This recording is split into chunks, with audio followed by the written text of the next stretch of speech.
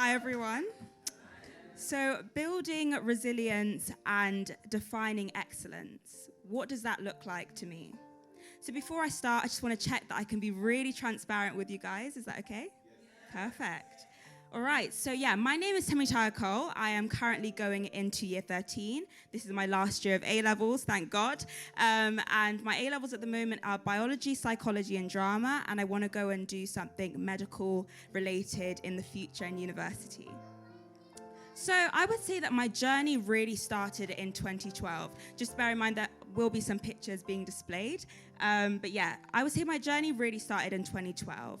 At this point, I was in year 3, and I was going to school in London. And I remember my parents attended one parents' evening, and basically the teachers said to me and my parents that I was at the bottom of my class and there was absolutely nothing the school can do to help me. So they kind of gave me like an ultimatum. You either stay in the school, fail up until sixth form, or you leave and find somewhere else that can give you help.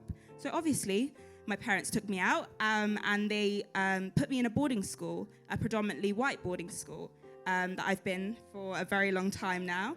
At this time, my parents did this because they wanted me to have a fresh start in a new town, in a new environment, somewhere outside of London, but to also get some learning support as well.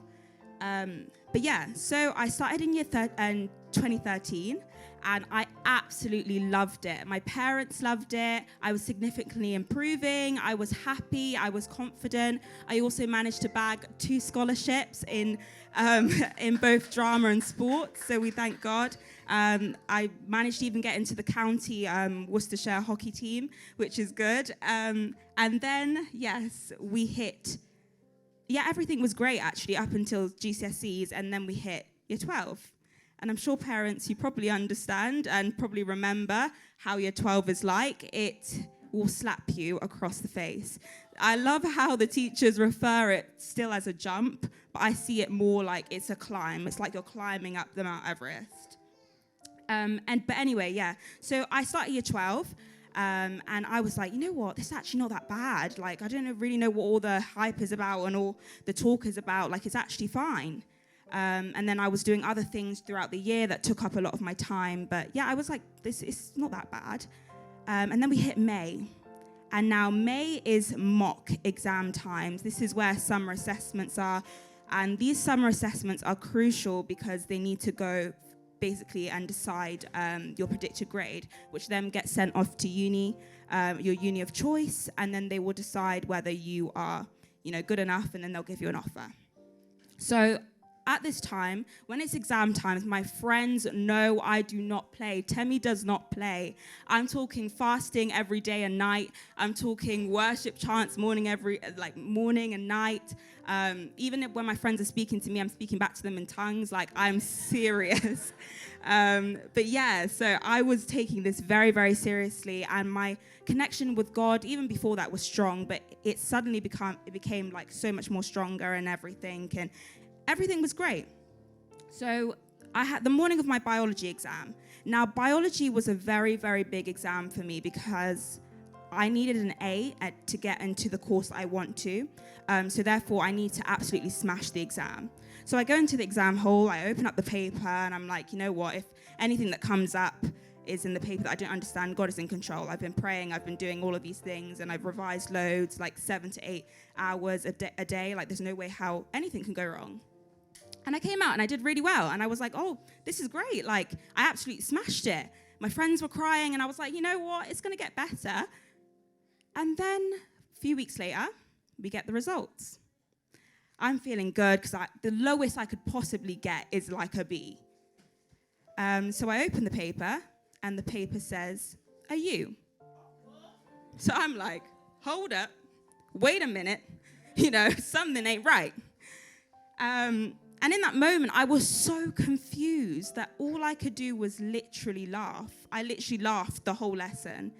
And then when I got back to my room, I won't lie, like, the presence of God that I felt around me suddenly went. I felt cold, I felt numb, I felt shocked, confused. I started thinking that, maybe it's because I played Beyonce instead of Maverick City the night before, like, something ain't right. And then I fell down this dark hole of thinking, maybe I'm actually not good enough. Maybe I'm actually at the bottom of my class. Maybe there is nothing the teachers nor the staff can do to help me. Maybe I'm just not good enough, So, that led me down a dark hole. And then weeks after that, I was just walking around school, surviving rather than living. Things were really, really tough for me. I fell down this depressive episode of my life, and it was quite hard for me.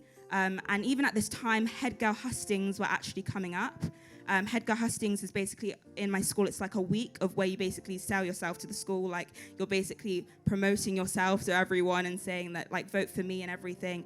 And I've always wanted to be head girl. Like, even when I first walked into my school, they always write the head girls' names on side engraved into the walls, and I was like, no, that's what I want to happen to me. So head girl hustings was coming up, and I was thinking, nah, I'm not gonna go for it. There's no point.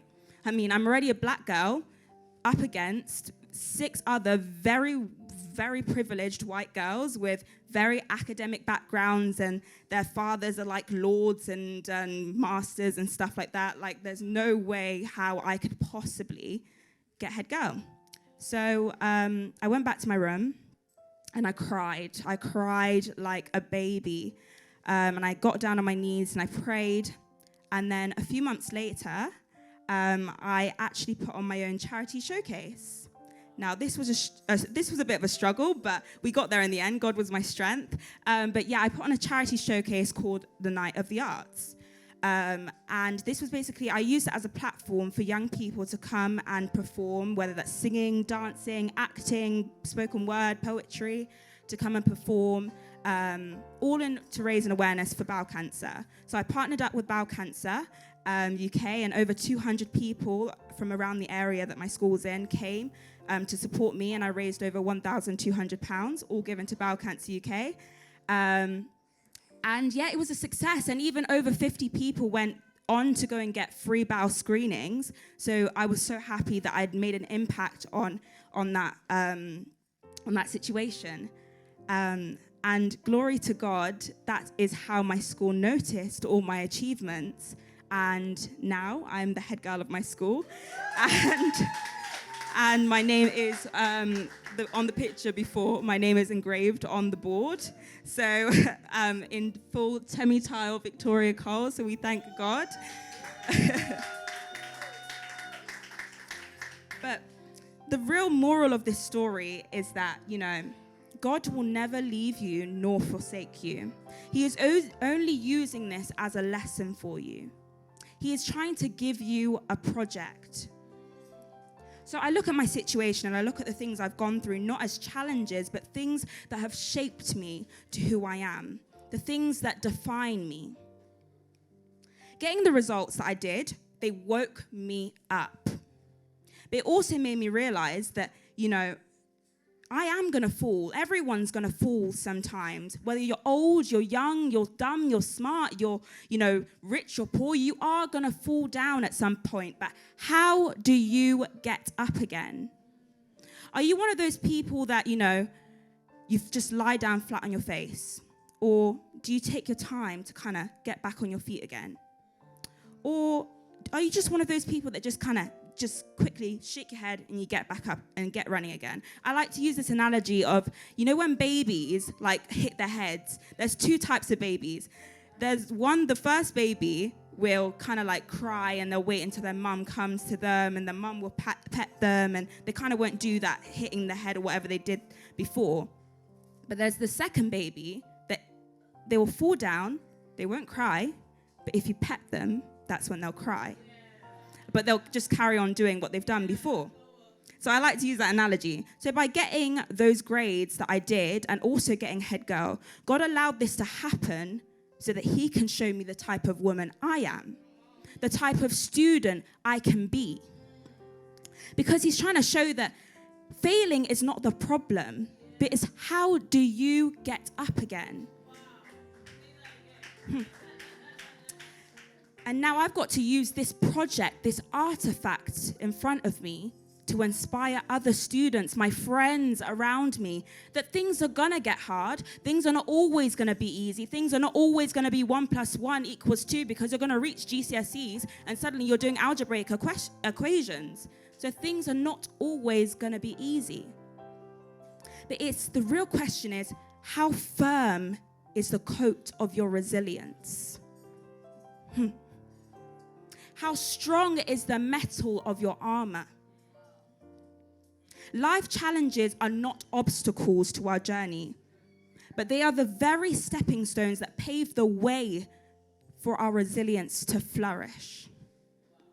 So, just because I got a U, parents, you might not like this, but just because you get a U, that actually doesn't matter. I'm so sorry, it doesn't. Because it's how do you use that now? I got a U. I've split this thing into two ways. Academically, I know my revision techniques are rubbish. I know that I have a photographic memory, so therefore, why was I rewriting my textbook? Why was I still using things that won't help my photographic memory? I should have been using diagrams. So you change your revision techniques. So I've woken up in that sense. Spiritually, God only uses this because he needs to have a story for you. A book cannot be published if there's no story. If you look at a book, you start off with an introduction, then it goes on to a climax, and then it goes back down, and then you have the happy ever after. That's how I like to look at these things. It's like a journey. I need to have my climax. So, I know now that I'm not dumb, nor am I stupid. You are not dumb, nor are you stupid if you got a U. But you are beautifully and wonderfully crafted by God's hands. You are designed in his own image.